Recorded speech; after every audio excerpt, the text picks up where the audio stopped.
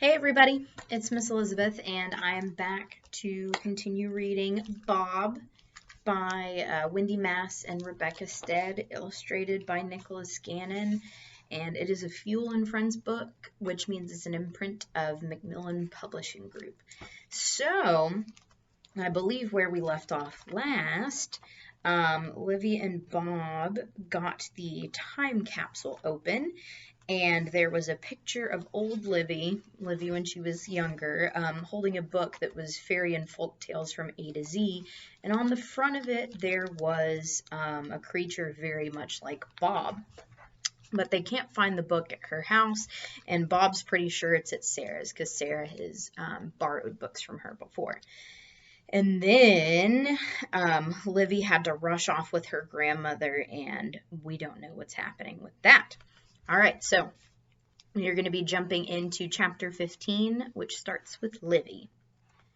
Sarah's restaurant is full of worried people and worried voices. A man and a woman stand together over a table, sketching and labeling maps on paper tablecloths.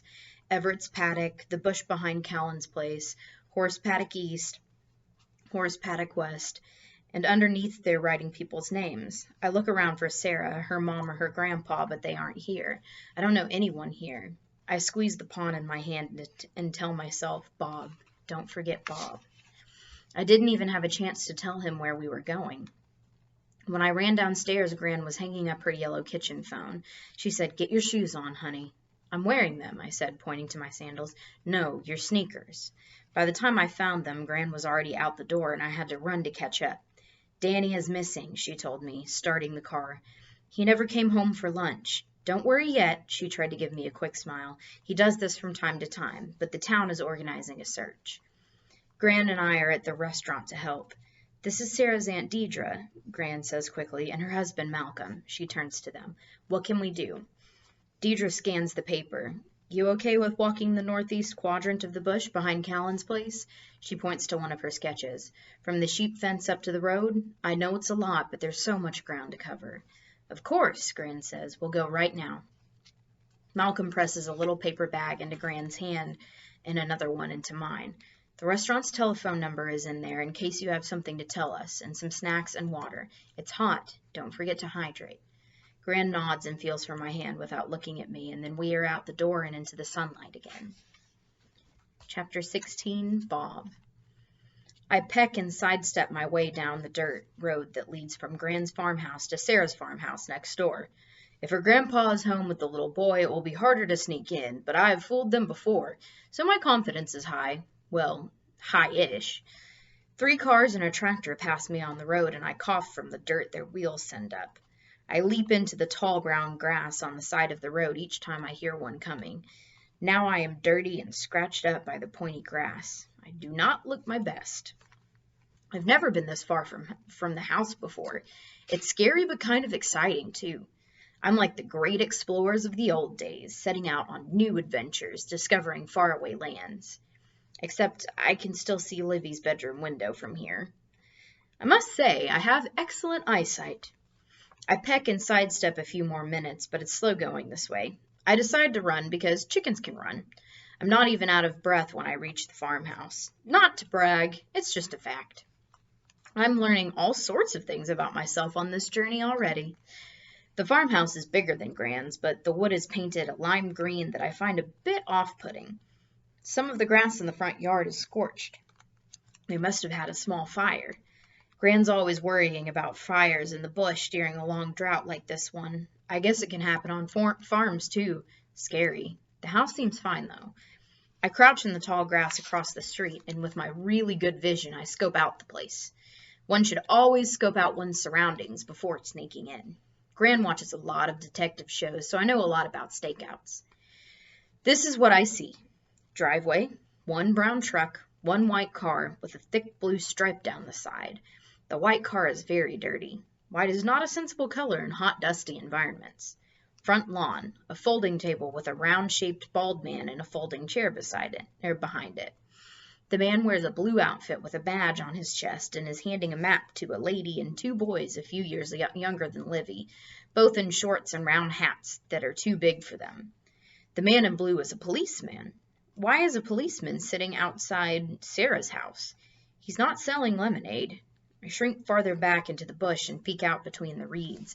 I don't want to be spotted by the long arm of the law. When I am certain there is no one else around, I sneak up the driveway, being sure to keep on the far side of the parked cars. The policeman doesn't even look up from his notebook. I'm that good. I keep going around the side of the house, past the chickens in their coop. They cluck and eye me suspiciously. I am unliked by chickens everywhere. They don't seem convinced that I am one of them.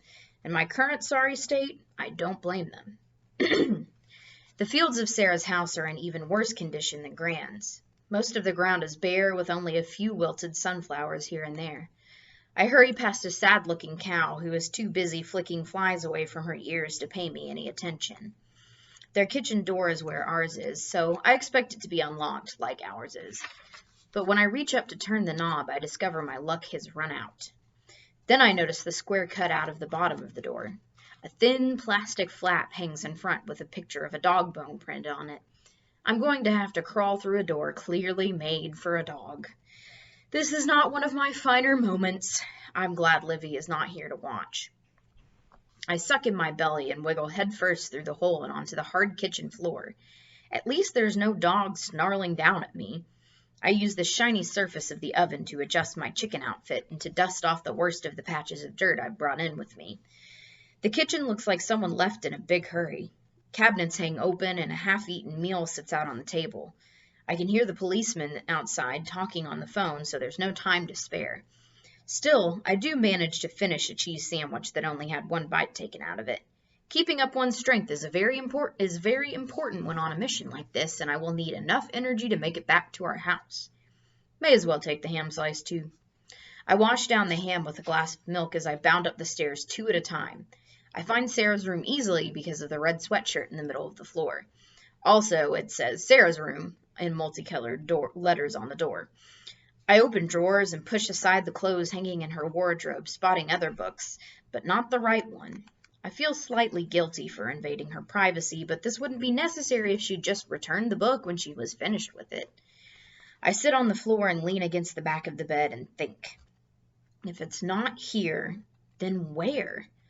I stare out into the hallway and my eyes wander across the hall to Sarah's little brother's room. I jump up. Danny! He had a book with him that day at the well. I wasn't paying close attention at the time, but there were definitely a collection of drawings decorating the cover, and it was a big book, just like the one in the photograph. He could have taken it from Sarah's room, or maybe Sarah had meant to return it to Livy and he found it. Or I could be totally wrong and it was a different book with him at Granswell, and Sarah lost the fairy tale book years ago or returned it to the public library by mistake. Gran did that once. I heard her on the phone trying to get it back. His room is even messier than his sister's. Frankly, I'm surprised their mother lets them get away with this. I repeat the lifting and opening and looking under things. Then I glance up the wall above the bed and see something that stops me in my tracks. It's a painting of a well, like the one in Gran's yard, only this one has a trickling creek running past it and a weird tree beside it, and it's made of brick instead of stone.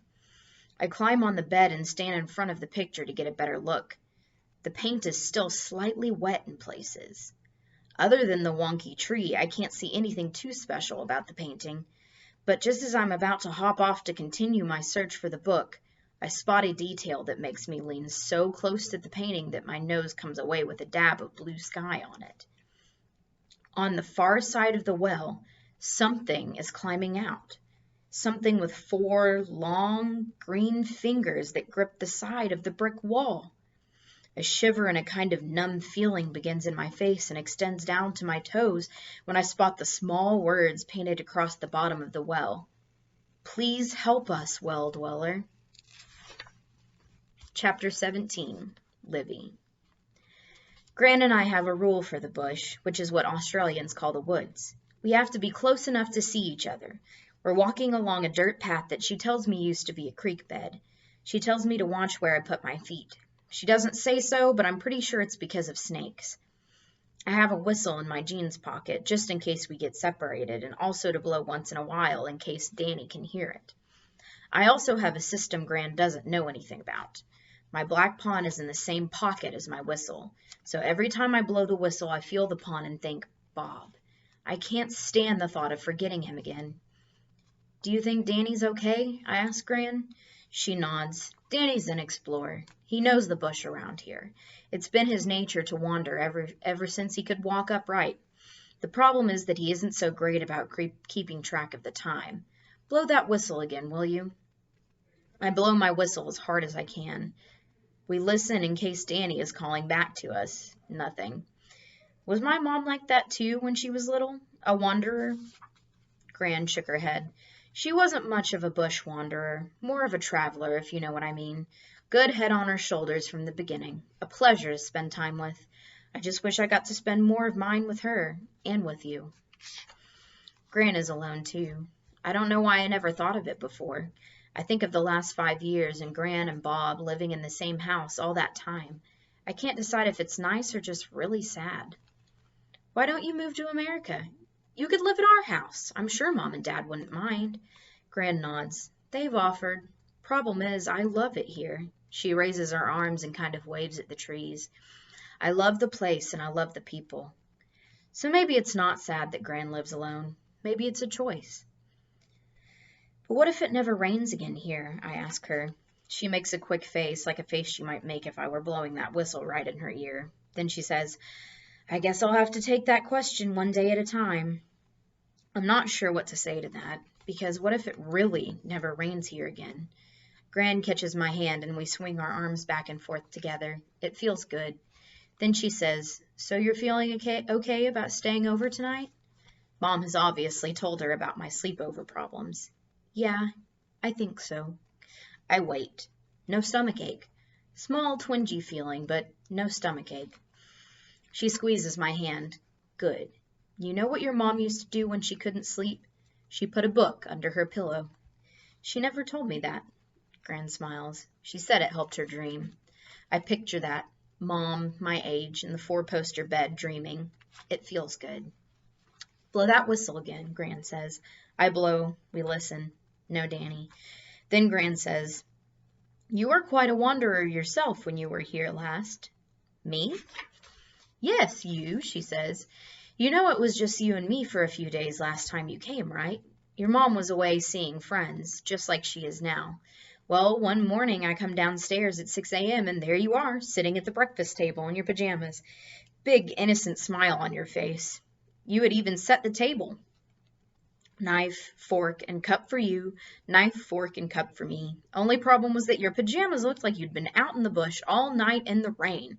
Leaves and dirt and anything else you can think of that you might find on the ground. Everywhere. Your pockets were full of it. And you were wet. I have a pretty good idea which morning this was. Gran, how do you think I got wet? She shakes her head. Livy, to this day, I've no earthly idea how you got wet, and believe me when I say I've put serious thought into it.